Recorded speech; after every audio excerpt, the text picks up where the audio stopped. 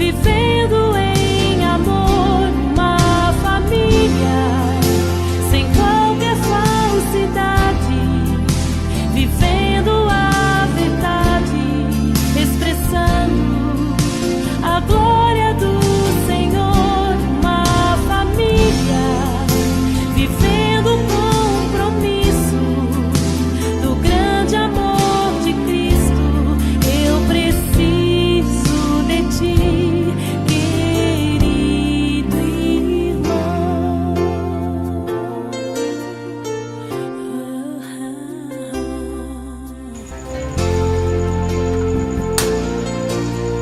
Boa noite, meus irmãos. Deus possa nos abençoar nessa noite. É sempre motivo de grande alegria estarmos juntos mais uma vez, na certeza de que nos reunimos, na expectativa de aprender, de adorar, de crescer juntos, certos de que somos família do Pai, família bendita do Senhor. E para ser essa família bendita, nós precisamos ser instruídos por meio da verdade, por meio da palavra, ela que é a bússola do Senhor, que é a regra, que é o árbitro em nosso coração e que nos auxilia nessa caminhada. Ao longo desses anos, tratando sobre família com os irmãos, todo mês de maio, a gente trata sobre vários assuntos, sempre ligados à família, temas que se repetem, assuntos que basicamente, quando você olha para a Escritura, elas sempre vão dar uma pincelada, mas interessante, como disse a irmã Cássia, a gente vai todos os anos aprendendo, buscando e sendo instruídos a respeito dessa verdade. Por isso eu quero convidar você a abrir a sua Bíblia na Epístola de Paulo à Igreja de Colossenses. Epístola de Paulo à Igreja dos Colossenses, capítulo 3.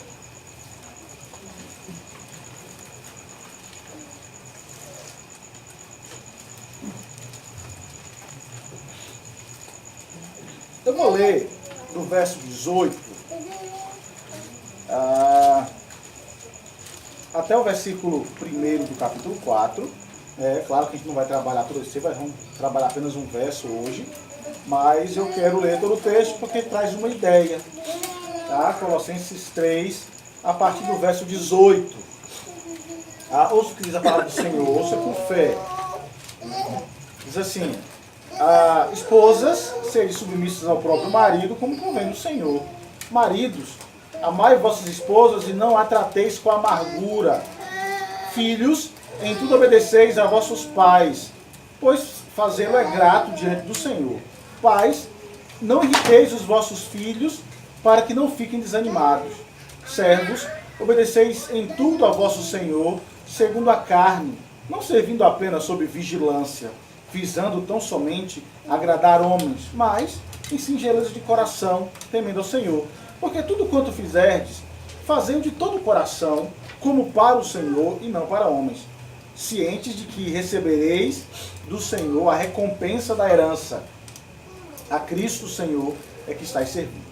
Pois aquele que faz injustiça receberá em troco a injustiça feita.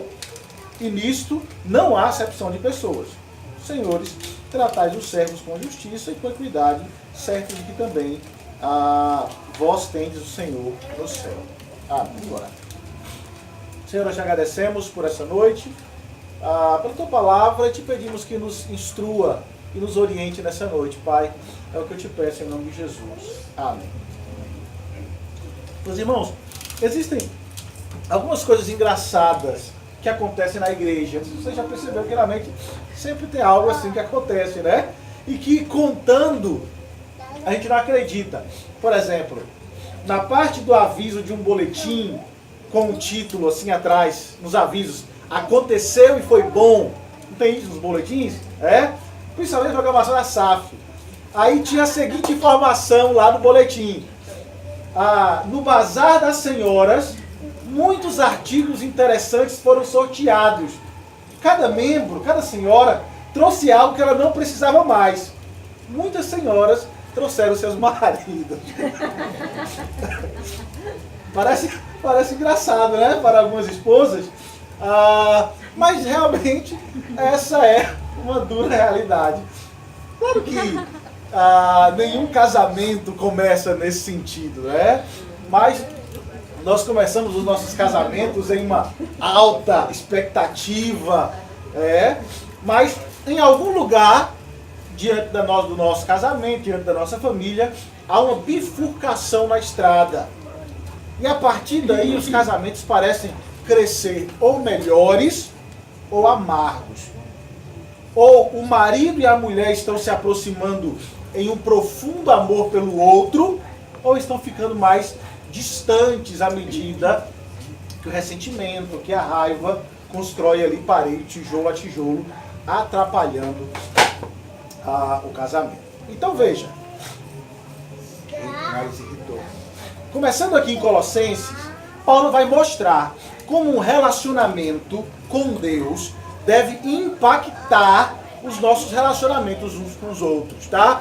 A ideia central é, à medida que você conhece a Deus, se aproxima do Senhor, tem uma vida de piedade, essa vida de piedade deve refletir no seu lar, deve refletir no seu relacionamento com os filhos, com o esposo, com a esposa, com os trabalhadores, com os funcionários.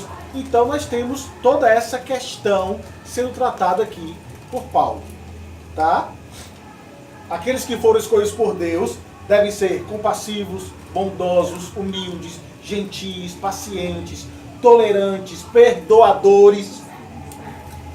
E aí a ideia de Paulo é que essa paz de Cristo, o conhecimento de Cristo, deve nos unir. Estou querendo espirrar e não consigo, o cara está irritado. Mas vamos lá.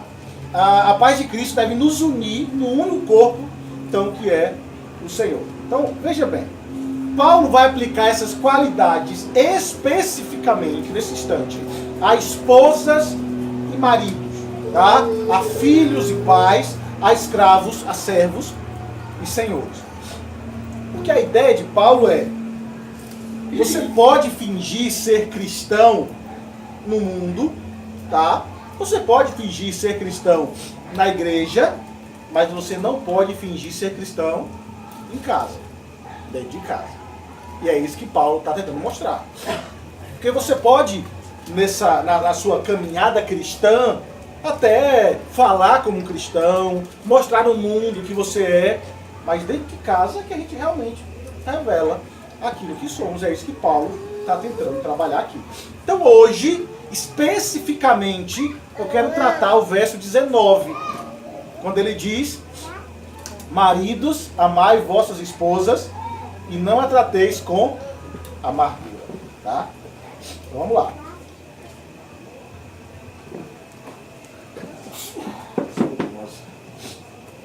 Vamos lá. Então veja, a ideia de Paulo é que maridos devem amar suas esposas e não tratá-las com amargura. É isso que a gente vai tentar entender essa noite. Vamos lá.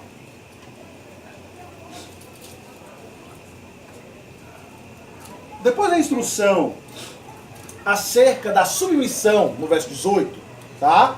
Muitos leitores esperavam uma outra ordem, tá? Maridos, dominem suas esposas, assim como Cristo governa a igreja. E muitos maridos leem dessa maneira, tá? Esse texto. E se você perguntasse aos homens qual é a responsabilidade número 1, qual é a responsabilidade principal deles, ele iria dizer que a responsabilidade principal é ser o chefe do lar, ou ser somente o provedor, né? Mas Paulo vai dizer que a nossa principal responsabilidade é amar nossas esposas, tá? E se você é um marido, deve pensar com frequência em como pode amar melhor a sua esposa, como Cristo amou a igreja, que é esse o que Paulo está tentando ensinar aqui nesse texto. Então, para aplicar esse verso corretamente, nós precisamos entender o que Paulo quis dizer com amor, tá? Porque, veja bem, se o amor é um sentimento forte, sobre o qual você não tem controle, e se os sentimentos foram, então, não há muito o que fazer, não é verdade? Porque às vezes eu vejo as pessoas dizendo, mas é porque não tem mais amor, não existe mais amor. Então, se o casamento está baseado somente em cima disso, então não tem mais o que fazer. Porque se é amor, é desse jeito, e aí o pessoal diz que não tem mais amor, então não existe mais o que fazer. Quantas vezes nós já tratamos pessoas e ouvimos isso, as pessoas dizem, pastor, nós simplesmente nos divorciamos porque não tinha mais, somos incompatíveis, não tem mais o que fazer. Só que quando você vai perceber, geralmente esses casais são tão bravos e tão amargos, que não querem trabalhar para reacender ou para trazer à tona de volta o sentimento, que é o que a Escritura diz e que a palavra de Deus tenta mostrar para nós e semear em nosso coração. Mas como você deve saber, e nós já falamos aqui várias vezes, por isso que a gente fala que quando vai tratar sobre família, os temas vão se fazendo aquela volta, né?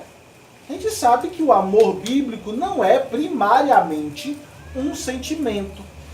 Pelo contrário, o amor bíblico é um auto-sacrifício, tá? Carinho que se mostra na busca do bem maior do amado. É isso que Paulo está trabalhando. Porque enquanto tal amor resulta em sentimentos profundos, isso gera comprometimento. E é isso que nós temos na Escritura. Porque o amor romântico se concentra, as pessoas dizendo, porque nós queremos, porque eu quero ser feliz, porque é isso que eu quero para a minha vida. Mas o amor bíblico não é esse. O amor bíblico se concentra no que eu devo fazer como marido e como a minha esposa, como esposa, em fazer o outro feliz. A ideia é, eu me dou 100% para fazê-la feliz, ela se doa 100% para me fazer feliz. O que acontece? Uma explosão de felicidade. Não é verdade? Então, pelo menos é assim que deveria ser. Então veja, para obedecer essa ordem, nós precisamos entender que a maneira principal de envolver-se nesse sentimento é se comprometer a sacrificar-se para buscar o bem maior do outro. Então existem alguns passos para isso, segundo Paulo, nesse texto. Primeiro, o principal componente do amor bíblico é o comprometimento. Você não pode comandar um sentimento, mas pode comandar um compromisso de agir de determinadas maneiras. Não é assim que por vezes nós precisamos fazer? Em nossos dias, hoje é diferente, você se apaixona, você casa, você estabelece isso, mas como é que eram os casamentos antigamente? Alguém lembra? Eram arranjados, não é verdade? Os compadres chegavam e diziam assim, rapaz, meu filho poderia casar com sua filha. E aí eles se acertavam e depois... Conhecia no dia de casar. E quando é que nascia realmente o amor? Construindo dentro do casamento, tijolinho, duas pessoas estranhas que não se conheciam, ou que eram amigos, talvez, de casa, de rua, de fazenda, aquela coisa toda que acontecia no passado, né? Na época da Escritura, acontecia muito assim também. Lembra de Isaac e Rebeca? Foi lá buscar, aí quando chegou de longe, cobriu o rosto. Então, assim, é tudo bem diferente, tá? Então, veja, o que Paulo está dizendo aqui é, ame a esposa com quem você é casado. É isso simples que está dizendo. Isso se aplica a todo marido cristão, tá? E há boas e más notícias nesse comando aqui. A boa notícia é que mesmo que os sentimentos de amor, como muitos dizem, tenham morrido, eles podem ser reacendidos, tá? E aí a gente escuta muito, mas é porque eu não amo mais. Essas desculpas não são válidas, porque Paulo diz, ame sua esposa. Ame sua esposa. Demonstre amor. Ele diz, Aprenda. Obedeça. E se isso acontecer, se comprometa. Então, os sentimentos seguirão. Há esperança até nas situações mais sem esperança. Quando nós estabelecemos a base da palavra de Deus conduzindo o nosso lar. A má notícia, ou pelo menos uma notícia difícil, não é má, né? É que amar a sua esposa se torna uma questão de obediência a Deus, pela qual você é responsável. Realmente isso é difícil, tá? Porque se não há amor e sentimento no casamento, então de quem é a culpa? Segundo a Escritura. Do marido. A culpa é nossa. Não tem para onde correr. Tá?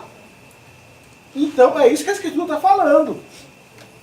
Mas aí as pessoas dizem assim, pastor, mas se você soubesse como essa mulher me trata. E a Escritura diz, ame sua esposa. Mas se você tivesse que conviver com ela todos os dias, o Senhor pensaria diferente. A Escritura diz, ame sua esposa. Mas eu já fiz muito e ela nunca fez nada. Ame sua esposa. Ame sua esposa, é o que Paulo exorta. Paulo puxa o tapete de todas as nossas desculpas. Porque não existe desculpa. O amor pela minha esposa é um comando que eu sou responsável por obedecer. E se eu culpo a minha esposa pelos problemas do meu casamento, Cristo coloca de volta em mim. Porque ele diz, se você observar, você não percebe Cristo dizendo assim, a minha esposa, que é a igreja, é perfeitinha. E não é. Quantas vezes nós erramos como igreja? E mesmo assim, Ele nos ama e nos ama até o fim. Se falta amor, se falta dedicação, se falta compromisso, cabe a nós fazer isso. E aí veja, olha que interessante, aí cabe para os dois lados agora também. Porque o principal objetivo do amor bíblico é a piedade do amado. Tá? Veja que, segundo o apóstolo Paulo, o amor busca o bem maior do amado, a saber que a pessoa se torne semelhante a Cristo. Tá? Um marido que ama a sua esposa como Cristo amou a igreja, tem como principal desejo que ela cresça como uma mulher de Deus. Que ela aprenda a ensinar as verdades bíblicas para os filhos, que ela tenha prazer em ir para a igreja, que ela tenha prazer na adoração. E aí você pode dizer, marido, as nossas desculpas floreadas, né? Dizendo assim, mas eu sempre digo para ir para a igreja. Não é assim que a coisa funciona. Né? Você não alcança esse objetivo apenas falando. Existe apenas uma maneira de fazer isso, que é pelo seu próprio exemplo. A sua esposa vê em você uma pessoa piedosa? A sua esposa vê em você o cuidado de buscar ter prazer em ir na casa do Senhor, de ter prazer de buscar a Deus? Claro que há momentos que as palavras elas ajudam, mas o principal meio de nutrir a piedade em nosso lar não é simplesmente por meio de palestras, mas é por meio da nossa vida, da nossa devoção. Você não pode dar à sua esposa e filhos, homens, aquilo que você não pratica. E é isso que Paulo está dizendo aqui. Tá? E aí o que me leva a perguntar, você está dando exemplo espiritual em sua casa? Você estabelece o compromisso de se alimentar, de ir à igreja como uma prioridade familiar? Ou a sua esposa tem que empurrá-lo para ir para a igreja? Até eu lembro as piadas de seminário, que a mulher chega e diz para o marido, meu filho acorda, está na hora de ir para a escola dominical. não vou, eu estou chateado, eu não vou para a igreja hoje. E a mulher diz, meu filho, falta 20 minutos para a escola dominical. E ele diz, não, eu não quero saber, mas você é o pastor, como é que você não vai para a escola dominical? Então assim, será que as nossas esposas, elas estão... Isso é importante, né? Porque por vezes as nossas esposas demonstram mais piedade do que a gente. E deveria ser o contrário. Tá? Então veja, a maneira de fazer tudo isso é um exemplo, através do exemplo da piedade na vida cotidiana. Então veja, esse é o lado positivo do mandamento de Paulo. Amar sua esposa, comprometendo-se a sacrificar para buscar o bem maior. Mas aqui ele adiciona um comando negativo. Quando eu falo comando negativo, não é algo ruim, mas o positivo é faça isso, e o negativo é não faça isso. Tá? E o negativo aqui é que maridos não devem, isso aqui é muito sério, tá? Muito sério. Não devem tratar suas esposas com amargura. Você já pensou sobre amargura? O que a amargura representa? Alguém sabe o que é amargura? Alguém pode falar? O que é uma pessoa amarga? Pense aí na cara que você faz quando chupa um limão. Cara, azeda, né? Triste. Mas se você fosse conceituar, aí vai ser um limãozinho doce, né? Vai levando. Mas se você fosse conceituar, fosse falar sobre amargura, como você definiria a amargura? Pessoa rancorosa, né? Insatisfeita.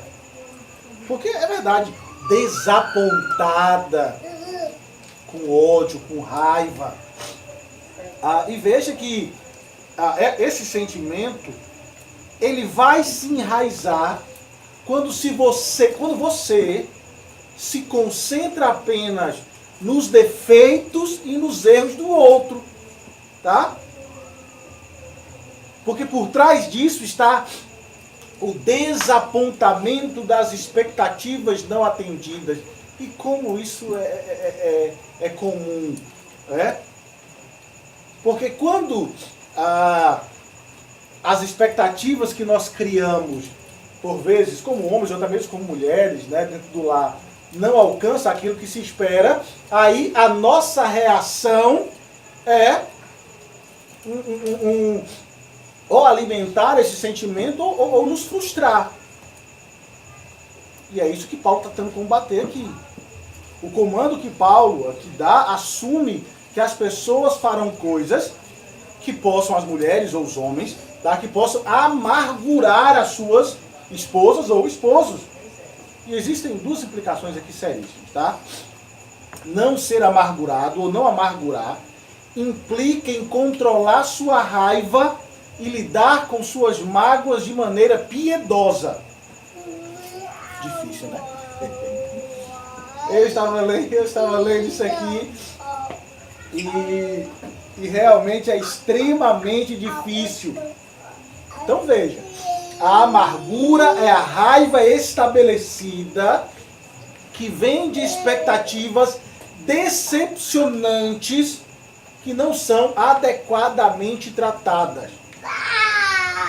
Vamos lá. Quando alguém que você ama machuca ou decepciona você, e isso é inevitável no relacionamento, porque acontece, tá? E se você não lida com isso, você começa a construir um reservatório de sentimentos feridos.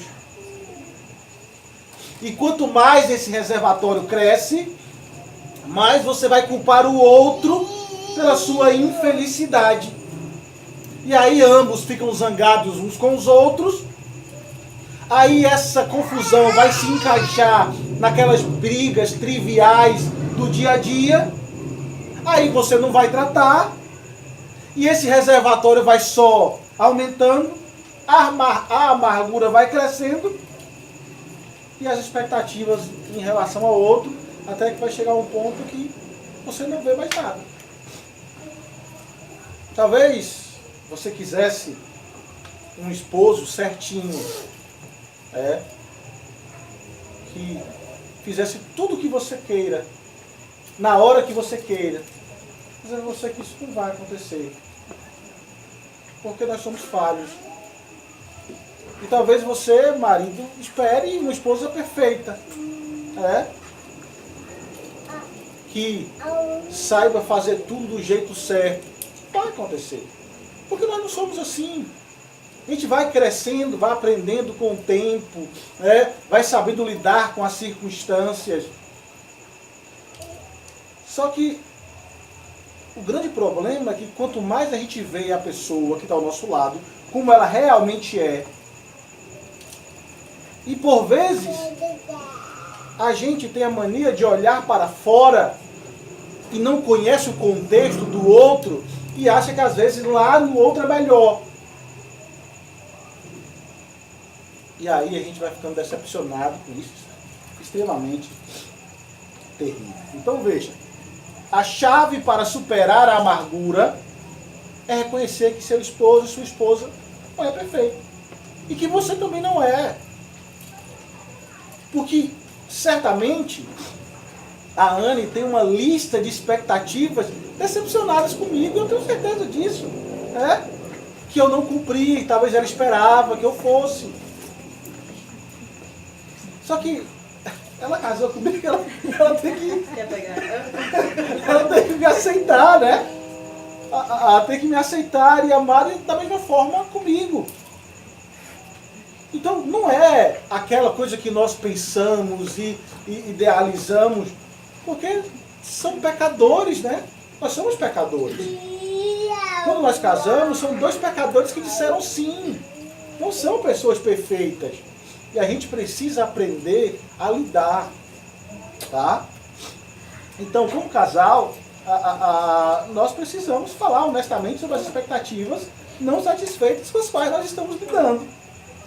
Algumas delas podem ser deficiências válidas que nós precisamos trabalhar, mas algumas podem ser diferenças de personalidade que vão mudar com o nosso crescimento espiritual. E entenda algo, a nossa vida de piedade nos ajuda muito a tratar essas questões. Porque por vezes falta piedade em nossos lares no trato de questões que por vezes nos atrapalham. Tá? Então veja, precisamos aprender a lidar com isso. Toda essa raiva que às vezes a gente sente, que a gente guarda, né, origina-se na verdade de egoísmo, que às vezes nós não queremos reconhecer também nossas falhas, tá? O que muitas vezes acontece é que a esposa ou o marido faz algo que magoa o outro, tá? E que precisa ser tratado. E veja, e nós homens somos bons em não falar quando a coisa desanda, né? Porque quando você fica chateado em casa, o que você faz? Você não fala. Nós não falamos. E aí acontece, e assim, dos dois lados acontece, né? Aconteceu alguma coisa? Nada. Não é assim que vai? Tá nítido que aconteceu alguma coisa, mas a gente faz questão de não falar. E nós homens somos bons nisso, né? A gente prefere o silêncio. Como diz a canção, às vezes no silêncio da noite a gente fica e não fala absolutamente nada. Então veja, e às vezes nós pensamos assim porque acreditamos que falar vai criar discussão desnecessária, desagradável, e aí a gente prefere não falar, mas por vezes a gente está errado também com isso. Tá? Porque é sempre mais fácil deixar para lá do que tratar a questão. Tá? Então vamos lá. Vamos caminhar aqui para a gente fechar. Mas não ser amargurado implica em liderar pelo amor. E aí já entra a questão do homem, né? Liderar não pela autoridade severa. Isso implica em controlar sua raiva e lidar com as mágoas de uma maneira piedosa. Mas como é que a gente lida com mágoa de maneira piedosa? Como é que a gente lida com raiva de maneira piedosa? Aí é que é difícil. Porque a gente não pensa na hora de falar. A gente não pensa na hora de agir, de uma reação. E aí a gente fala algo, depois a gente se arrepende. A gente faz algo que a gente arrepende. E veja que a amargura descreve uma emoção. E as emoções estão no coração dos relacionamentos. Tá? A amargura resiste em um sentimento de distância. Se um marido, veja bem, se permite ficar abatido, deprimido, e deixa a amargura em relação à sua esposa e estabelecer um clima emocional negativo em sua casa, o que é que vai acontecer nesse lar? Muitos maridos envenenam suas famílias por estarem irritados, deprimidos, descontando tudo na família. E quando a família reflete isso, volta tudo contra ele mesmo. Mas a questão da nossa liderança pelo amor, nós precisamos estabelecer um clima positivo de fé no Senhor. Tá? De ser alegre. Eu sei que é difícil, todos nós passamos por problemas, e às vezes os problemas nos levam a ficar tristes e chateados, né, com todas tantas outras coisas. Mas nós precisamos estabelecer essas questões. Então vamos lá, homens. Se vocês são frequentemente mal-humorados, críticos, pessimistas e negativos, como é que vocês esperam que suas esposas e filhos sejam o que precisam ser no Senhor? Nós somos um dos líderes espirituais do nosso lar. Eu sei que é difícil falar isso, porque a gente fica chateado, a gente fica mal-humorado, nem sempre a coisa acontece como a gente espera, no trabalho a coisa não rende, estamos desempregados, a coisa falha. Mas perceba que a gente tem que aprender a lidar com essas questões, até mesmo para não afastar a nossa família do Senhor. Afastar o coração de esposa dos nossos filhos do Senhor. Isso significa, quando você entrar pela porta de sua casa depois do trabalho, você tem que entrar sendo grato a Deus pelo dia que você teve. E aí, em vez de esperar ser servido, né, veja sua casa como um ministério para você servir, para você preparar e amar a sua família como um líder espiritual, ser determinado em estabelecer um clima tranquilo, de piedade para o Senhor. Porque realmente a nossa casa deve ser o melhor lugar do mundo para se estar. Deve ser o nosso lar. E homens, a responsabilidade de saber se o seu casamento, se o seu lar está ficando melhor ou amargo, é sua, é nossa. Nós devemos buscar estabelecer em nosso lar aquilo que o Senhor estabelece em sua palavra. Devemos amar e não tratar com amargura as nossas esposas. Por isso eu termino contando a história de um jovem casado que foi conversar com um pastor, com um conselheiro cristão, mas o seu aconselhamento foi só para mostrar que ele queria que o pastor soubesse que ele amava demais sua esposa. E aí ele chegou e disse assim: pastor, eu queria sua ajuda. Eu estou muito triste, porque eu acho que eu estou à beira da idolatria. Aí o pastor: mas meu filho, foi o que aconteceu? Você é um jovem, casou há pouco tempo, qual é o problema?